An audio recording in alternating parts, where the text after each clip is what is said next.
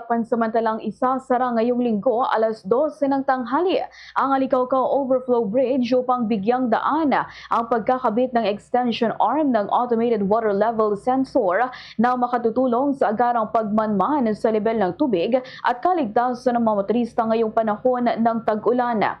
Sa panayam ng Bombo Radyo Kawayan kay Retired Colonel at Post ni Chief Pilarito Malilin, sinabi nito nga abot lamang sa 30 minutes hanggang 1 oras ang installation ng naturang kagamitan at sisikapin ng kanilang tanggapan na mapabilis ang proseso upang hindi na kailangang dumaan pa sa mas mahabang ruta ang mga motorista at commuter sa pamamagitan ng Nagilian Bridge. Ayon kay Malilin, mahalaga ang pagkakabit ng automated water level sensor upang agad na matukoy kung maaari pang daanan ang overflow bridge o hindi, lalo na ang ngayong tag-ulan kung kailan mataas ang panganib ng pagtaas ng level ng tubig sa Cagayan River. May nakahanda namang mga kinatawan mula sa POSD, mga barangay tanod at mga tauhan ng Philippine National Police o PNP upang magbantay at magbigay ng gabaya sa mga motorista habang umiiral ang pansamantalang pagsasara ng tulaya.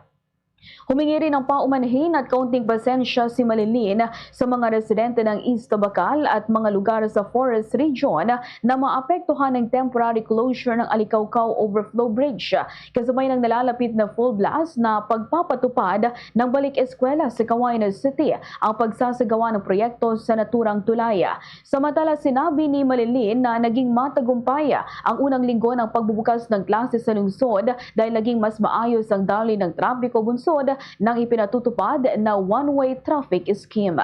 Ganito bahagi ng pahayag ni POSD Chief Pilarito Malilin. Closure of Alicaucao Overflow Bridge at 12 noon. 30 to 1 hour lang naman siguro yun.